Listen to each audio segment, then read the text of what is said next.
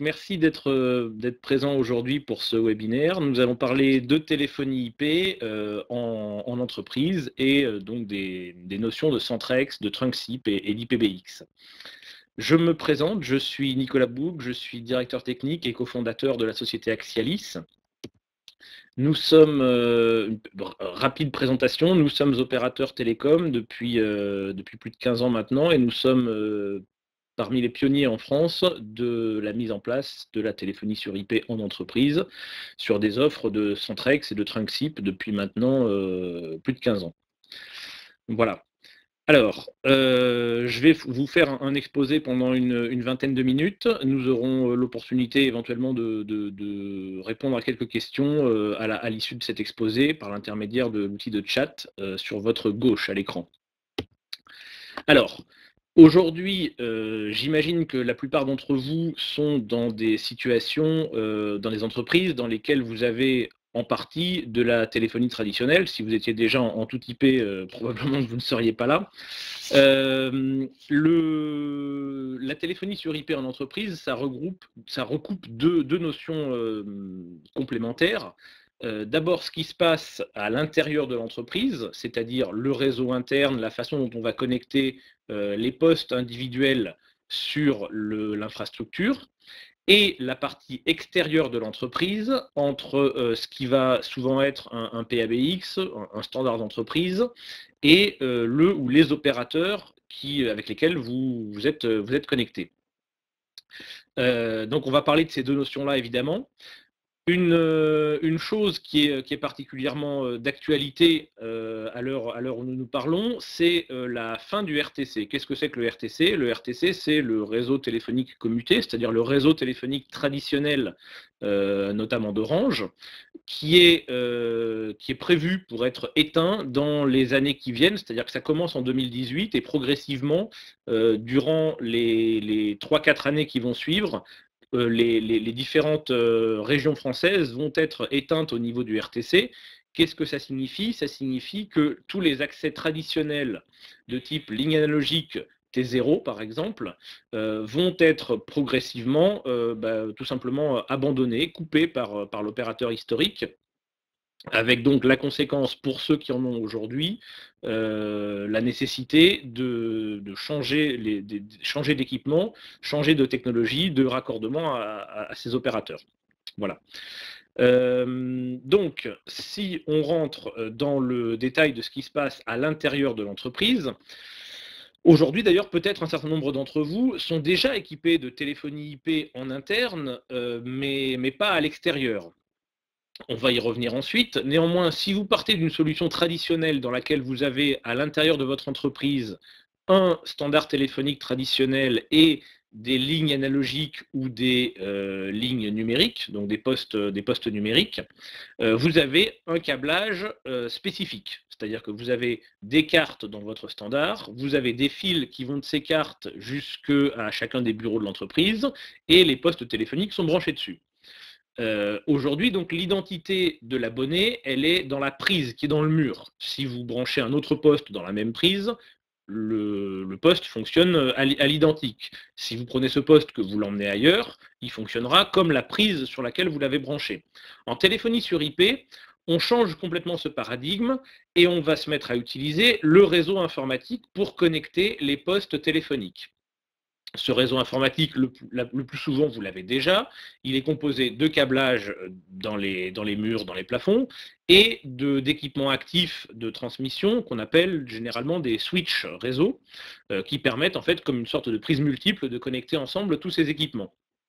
Donc vous allez brancher le PABX d'un côté, et puis tous les téléphones de l'autre, sur chacune de leurs prises. Contrairement à la téléphonie PABX traditionnelle, là, l'identité de l'abonné va être dans le poste. C'est-à-dire que c'est le poste en lui-même, quelle que soit sa localisation dans l'entreprise, qui va identifier l'abonné. Donc un avantage en termes de mobilité. C'est quelque chose d'intéressant. Vous allez donc pouvoir optimiser votre câblage, puisque on peut à ce moment-là faire disparaître, ou en tout cas ne pas déployer le câblage dédié à la téléphonie. Il faut cependant prendre un certain nombre de précautions lors du déploiement de la téléphonie IP à l'intérieur de l'entreprise, notamment en rapport avec les 2 points que j'ai soulignés en bas de la diapo, que sont, la qualité de service, QoS, et le problème de l'alimentation électrique, le PoE. Pourquoi? Contrairement aux flux informatiques, les flux téléphoniques ne souffrent pas, de risque de risque, pardon, d'être susceptibles de dégradation et donc ne souffrent pas, de perte de qualité de service. Il est donc important que, celle-ci soit garantie par un système de réseau virtuel, ce qu'on appelle des VLAN, pour isoler, dans le réseau, les flux informatiques qui peuvent être éventuellement en cas de saturation, dégradés, contrairement aux flux voix qui devront être maintenus au meilleur niveau de qualité. Donc ça, c'est important à prendre en compte dans la planification. Et puis par ailleurs, l'alimentation des postes. Aujourd'hui, c'est une question que vous ne vous posez pas, puisque si vos postes sont des postes analogiques ou des postes numériques, ils sont de toute façon directement alimentés par le PABX. Vous n'avez qu'un seul fil branché dans la prise. Demain, si vous branchez des postes téléphoniques dans une prise réseau normale, vous n'avez que du réseau, vous n'avez pas d'alimentation électrique. Vous êtes donc obligé de brancher une alimentation électrique supplémentaire sur le poste, ce qui est une contrainte. Et par ailleurs, en cas de coupure électrique, quand bien même votre équipement réseau central ou votre PABX serait secouru avec une batterie ou un onduleur, vos postes, eux, ne fonctionneront plus. Donc le système PoE, c'est quoi? C'est faire passer l'électricité d'alimentation du poste dans le fil du réseau pour permettre tout simplement que le poste soit connecté avec un seul fil et fonctionne avec l'alimentation reçue à distance. Ça nécessite, le câblage est le même, mais ça nécessite éventuellement de remplacer ou de compléter vos switches existants par des switches compatibles avec le système PoE, Power over Ethernet. J'attire également votre attention sur les problèmes d'interopérabilité qui peuvent exister entre les postes et les différents modèles de standards téléphoniques, notamment sur les premières générations d'équipements où les postes IP en fait n'étaient pas normalisés du tout, en tout cas chez certains constructeurs, et donc il a pu être proposé et installé par divers constructeurs comme par exemple Alcatel, Astra, etc., des postes dits IP, mais qui ne fonctionnaient en fait en IP qu'avec l'IPBX fourni par le constructeur, et donc ne permettent pas d'envisager une évolution d'équipement indépendante des postes et des téléphones. C'est beaucoup moins le cas aujourd'hui avec du SIP, qui est un protocole normalisé et qui permet dans de nombreux cas d'interagir entre différents modèles d'équipements et de téléphones. Enfin, point intéressant, on va y revenir en termes de fonctionnalité, la possibilité d'utiliser ce qu'on appelle des soft phones, c'est-à-dire des logiciels qui remplacent le téléphone sur l'ordinateur, avec donc l'avantage notamment de la mobilité, c'est-à-dire que votre poste, il est partout avec vous, avec votre ordinateur portable. L'inconvénient qui est que parfois l'ergonomie de ce genre de dispositif n'est pas aussi confortable que celle d'un poste téléphonique sur un bureau. Et donc, même si c'est un choix séduisant, attention à bien évaluer les contraintes ergonomiques et des habitudes des gens par rapport à ce type d'usage. Alors, maintenant, autre sujet important, on a parlé de ce qui était dans l'entreprise, là maintenant on va parler de ce qui sort de l'entreprise. Vous pourriez d'ailleurs, les deux sont totalement décorrélés, hein. Vous pouvez avoir de l'IP dans votre entreprise et du traditionnel à l'extérieur aujourd'hui. Vous pourriez même avoir un petit peu l'inverse, c'est-à-dire de l'IP à l'extérieur, du traditionnel dans l'entreprise.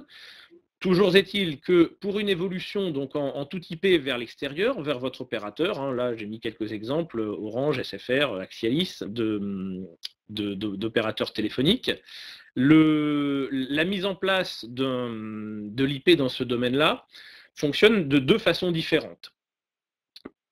Le mécanisme, ce qu'on appelle de trunk SIP, c'est-à-dire la possibilité via le réseau Internet traditionnel de connecter un IPBX, c'est-à-dire un équipement qui vous est propre, qui est installé chez vous, le connecter de façon permanente à l'équipement IP d'un opérateur.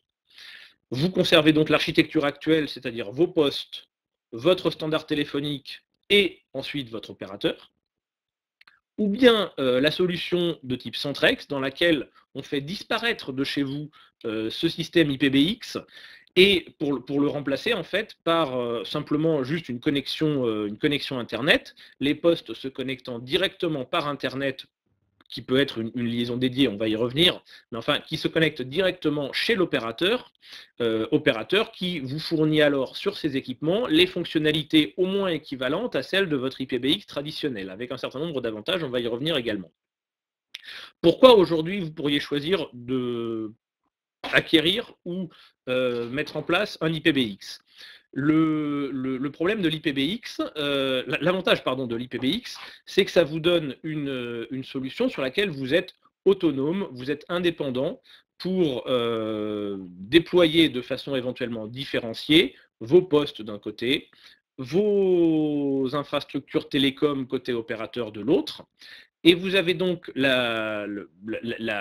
comment dire, la facilité de pouvoir gérer cela de la façon qui vous est propre. L'inconvénient de la solution TrunkSIP IPBX, c'est que vous vous retrouvez à devoir gérer plusieurs problématiques, et notamment celle de l'IPBX, avec des différents intervenants, et notamment celui qu'on va appeler généralement l'installateur privé, c'est-à-dire celui qui va vous vendre vous louer votre IPBX, ainsi que les postes, qui est indépendant de votre opérateur.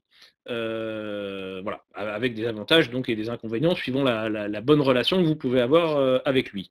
Dans le cadre du Centrex, à l'inverse, vous n'allez plus avoir qu'un seul interlocuteur, c'est-à-dire votre opérateur, qui va déployer les postes et vous fournir les outils de gestion de votre système, l'ensemble étant généralement intégré dans des outils sur le web qui sont accessibles de n'importe où, etc., etc.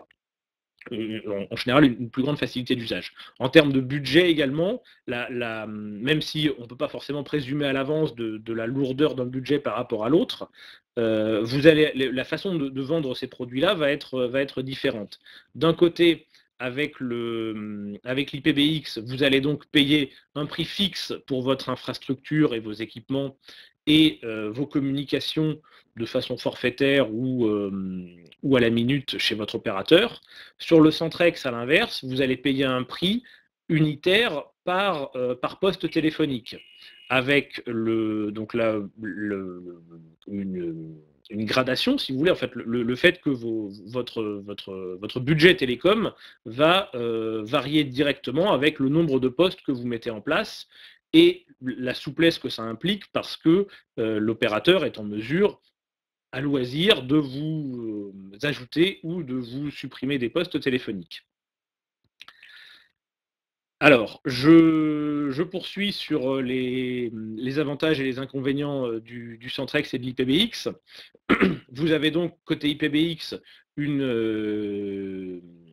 autonomie, une grande autonomie dans la mise en place des postes et des interconnexions avec les opérateurs. C'est le principal avantage. Vous avez la possibilité de changer d'opérateur de façon assez souple. Sur le Centrex, vous n'avez pas cet avantage, mais vous en avez d'autres. Vous avez la possibilité d'avoir une gestion centralisée, notamment dans le cadre de problématiques multisites. Non seulement vous avez une gestion centralisée, mais en plus vous avez une mobilité totale des terminaux. C'est-à-dire que votre terminal, votre téléphone que vous branchez sur un site, vous pouvez librement, sans contrainte, le brancher sur un autre site, et même en fait en pratique n'importe où ailleurs. C'est-à-dire que vous prenez votre téléphone, vous l'amenez à la maison, vous le branchez sur votre box, il va fonctionner exactement comme au bureau. À la problématique de la qualité de service qui sera peut-être un peu moins garantie. Mais en tout cas, ça fonctionnera de façon strictement identique, donc une grande souplesse, notamment pour les entreprises qui ont des problématiques multisites. Vous avez également plus de redondance, puisque l'opérateur, de son côté, prend en charge cette problématique d'infrastructure pour mettre en place des systèmes qui, en cas de défaillance, prennent la main et remplacent et garantissent la continuité de service, ce qui est rarement le cas sur une infrastructure d'IPBX en entreprise, puisque vous allez rarement vous équiper de plusieurs IPBX. Voilà. Alors, dans un cas comme dans l'autre, vous allez pouvoir bénéficier, en passant sur la téléphonie sur IP, de services supplémentaires. J'en ai listé quelques-uns ici, c'est évidemment une liste non exhaustive, et ça dépend également des caractéristiques précises de l'offre à laquelle vous souscrivez. Donc rapidement, je reviens sur la mobilité des terminaux qui est totale a priori sur le Centrex, qui est partielle, c'est-à-dire limitée au site, à l'entreprise dans le cadre d'un IPBX donc traditionnel. Vous allez pouvoir bénéficier de fonctions de messagerie unifiée. Qu'est-ce que c'est que la messagerie unifiée en pratique? C'est alors par exemple l'échange de fax par email, par internet. Vous allez donc pouvoir généralement vous affranchir de vos machines de fax si vous le souhaitez.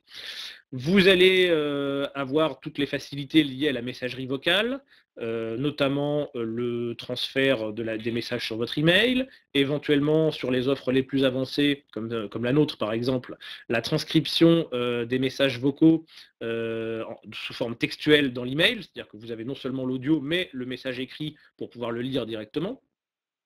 Vous allez pouvoir avoir, dans la plupart des cas, des fonctionnalités intégrant la vidéo, la conférence, alors la conférence qui peut être vidéo, qui peut être audio, ça dépend un petit peu des cas des offres, mais vous allez, si vous avez aujourd'hui souscrit à des offres de conférences type audioconférence chez différents opérateurs, généralement sur la plupart des offres notamment de Centrex, c'est une fonctionnalité qui est incluse dans ce genre de produit. Vous allez pouvoir, dans de nombreux cas également, intégrer vos annuaires internes si vous utilisez du LDAP, de l'Active Directory sur le reste de votre infrastructure. Ça peut s'intégrer avec la solution de téléphonie pour avoir des annuaires qui sont visibles sur les téléphones, pour avoir des comptes qui sont synchronisés en cas de suspension, en cas de suppression, etc. Et puis, vous allez pouvoir accéder à des fonctionnalités de CTI, là encore, suivant les caractéristiques des offres de vos opérateurs.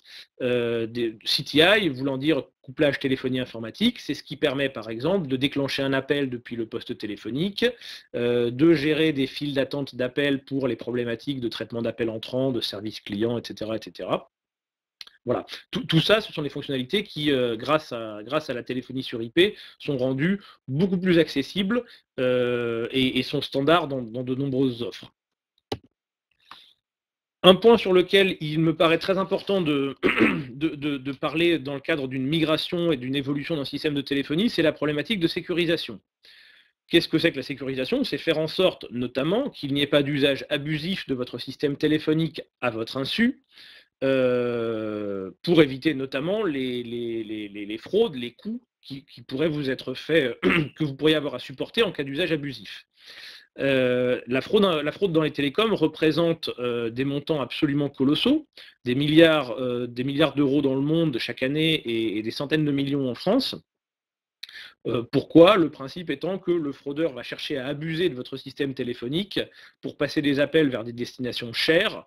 Le principe étant que généralement le fraudeur a un intérêt économique sur cet appel et récupère lui de l'argent à la sortie. Avec la téléphonie traditionnelle, c'est-à-dire un IPBX traditionnel, un PABX traditionnel, ce genre de problème est relativement facilement géré, puisque ce sont des systèmes relativement fermés et d'une façon générale, même si la fraude a déjà existé dans ce domaine-là, elle demande des efforts plus importants et donc depuis l'avènement de l'IP, les fraudeurs sont passés à l'IP parce que pour le coup, c'est beaucoup plus facile à abuser.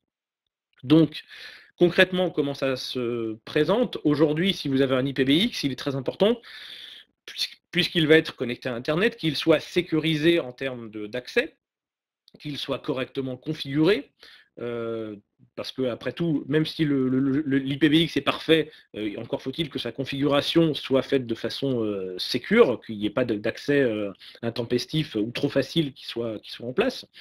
Il faut également que l'IPBX soit à jour. Vous savez qu'aujourd'hui, un standard téléphonique, évidemment, c'est un ordinateur, donc il y a des logiciels, des mises à jour, et il y a des bugs, des failles informatiques qui sont introduites malencontreusement, évidemment, par les constructeurs, mais qu'ils corrigent au fur et à mesure qu'elles sont découvertes, et donc il est primordial que votre IPBX soit très régulièrement mis à jour pour pas qu'une fraude majeure qui permettrait à quelqu'un de mal intentionné de s'en servir de façon abusive ne puisse être exploitée. Donc, tout ça, ça va être le travail généralement de votre installateur téléphonique.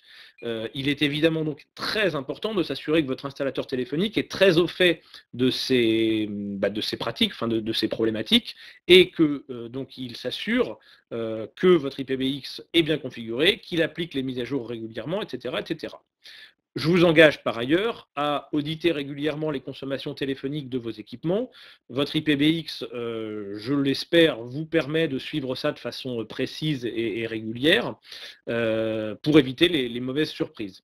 Même si en pratique, malheureusement, il faut savoir qu'un abus d'un IPBX, généralement, c'est quelques heures, hein. C'est-à-dire qu'entre le moment où le fraudeur, le pirate, découvre la possibilité d'accès à votre système et le moment où c'est fini, toute la piraterie a été commise, il ne s'écoule que quelques heures, donc malheureusement, l'audit ne permet pas toujours de voir les choses avant qu'il ne soit trop tard. D'un autre côté, le Centrex, du point de vue de l'utilisateur, de l'entreprise utilisatrice, est quand même beaucoup plus simple de ce point de vue-là, puisque toute cette responsabilité est déléguée à l'opérateur. Et par ailleurs, il n'y a pas d'équipement laissé dans l'entreprise qui soit susceptible d'être attaqué. La plupart des téléphones IP, les équipements qui vont être dans ce cas-là dans l'entreprise, ne permettent pas de faire, par exemple, un transfert d'appel non mis en place depuis l'utilisateur ou ce genre de choses. Donc c'est évidemment beaucoup plus sécurisant pour l'entreprise. Et par ailleurs, l'opérateur, puisqu'il est en relation permanente directe avec chacun des postes téléphoniques, a la possibilité, avec des systèmes automatisés, de détecter les anomalies, les cas potentiels d'abus et de réagir de façon beaucoup plus rapide, automatisée et pertinente. Voilà. Dernier point sur lequel duquel je vais vous parler, c'est la problématique de la migration. La migration, c'est donc le passage de votre équipement et de votre opérateur actuel à une solution différente. Première étape de la planification, qu'est-ce que vous allez vouloir choisir comme technologie? Je vous ai parlé d'IPBX, je vous ai parlé de Centrex, les deux ont leurs avantages et leurs inconvénients, ça va être le premier choix à opérer sur la base des différentes offres et des problématiques qui vous sont propres. La problématique de changer d'opérateur également se pose, notamment si vous voulez faire du Centrex, puisque là vous allez comparer directement des offres fonctionnelles différentes chez différents opérateurs. Le choix, vous allez l'opérer évidemment très en amont de votre décision de bascule. Vous allez devoir auditer votre installation, à la fois le réseau évidemment pour vérifier que votre installation réseau, si elle n'est pas aujourd'hui support de téléphonie IP, permet de le devenir, avec éventuellement l'aide d'ailleurs de votre installateur ou de votre opérateur. Vous allez également auditer votre téléphonie pour bien faire le tour de vos usages et ne pas risquer d'oublier un truc dans un coin auquel vous n'auriez pas pensé lors de la migration. Là également, votre installateur ou votre opérateur, votre futur opérateur peut vous aider. Vous allez ensuite, une fois que vous allez avoir fait le tour de tout ça, signer avec des nouveaux prestataires, ou en tout cas vos prestataires actuels éventuellement. Ça va souvent nécessiter la mise en place d'une liaison data dédiée à la téléphonie pour éviter justement, pour garantir en fait la qualité de service entre vos sites, votre site et le point de présence de l'opérateur. Ça, c'est l'opérateur qui va le mettre en place. Et c'est un des premiers points opérationnels de la migration. Pourquoi? Parce que ça peut, suivant les circonstances, durer plusieurs semaines, voire plusieurs mois, pour mettre en place, par exemple, une liaison fibre optique.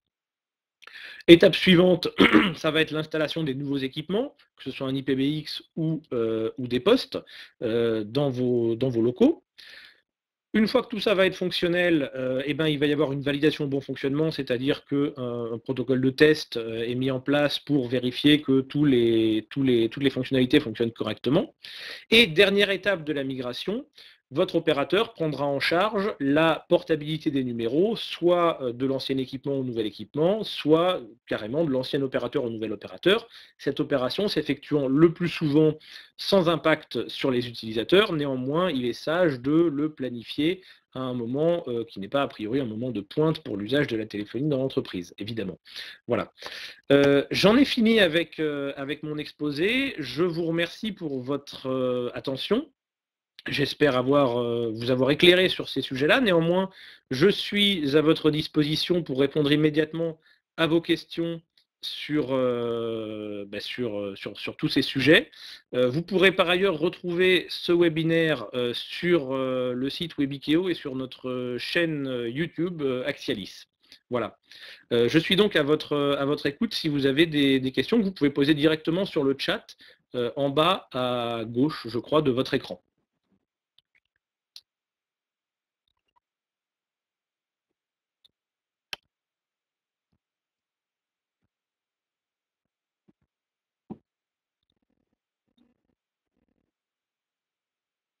Alors, j'ai Xavier qui me demande quelle est la plus-value d'Axialis par rapport au FAI.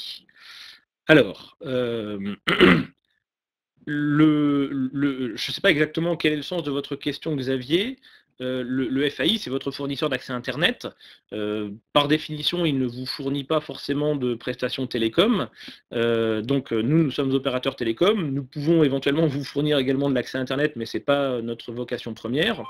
Donc évidemment, nous fournissons une prestation que généralement le FAI ne va pas fournir. Les FAI grand public fournissent aujourd'hui des offres télécom type box qui sont effectivement très limitées en matière télécom. Par rapport, alors attendez, vous me dites, par rapport à l'opérateur historique. Alors, le marché des télécoms est vaste et aujourd'hui, nos offres sont compétitives tant en termes de fonctionnalité que de coûts, tout simplement par rapport notamment à l'opérateur historique.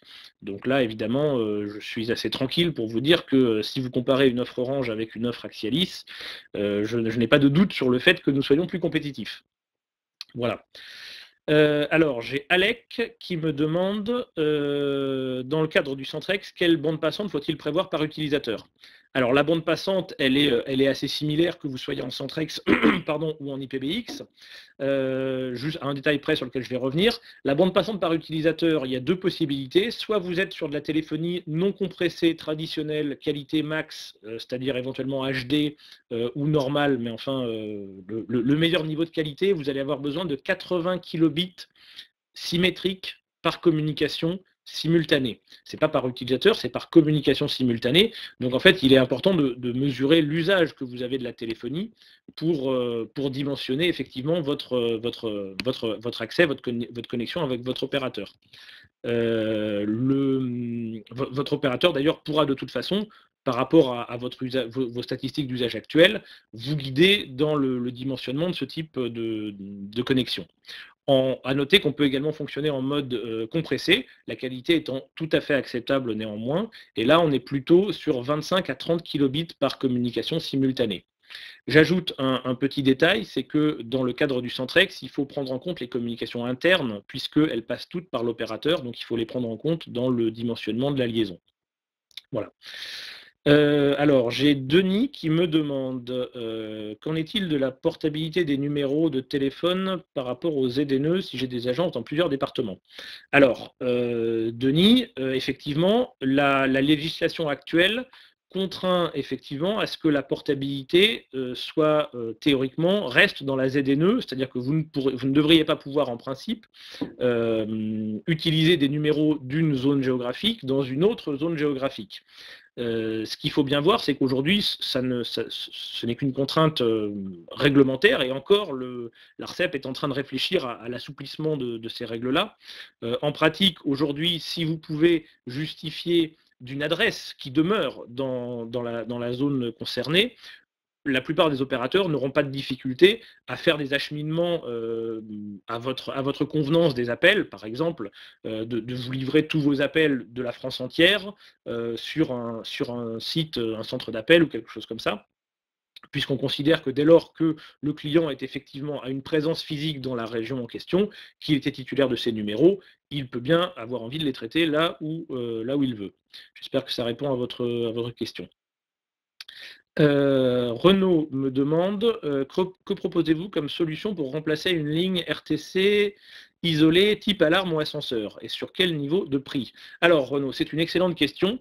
J'en ai effectivement pas spécifiquement parlé, mais quand vous faites l'inventaire de votre téléphonie, vous pouvez effectivement être confronté à des cas d'alarme, d'ascenseur, de machines à affranchir, de terminaux de paiement qui sont reliés à des lignes de téléphone.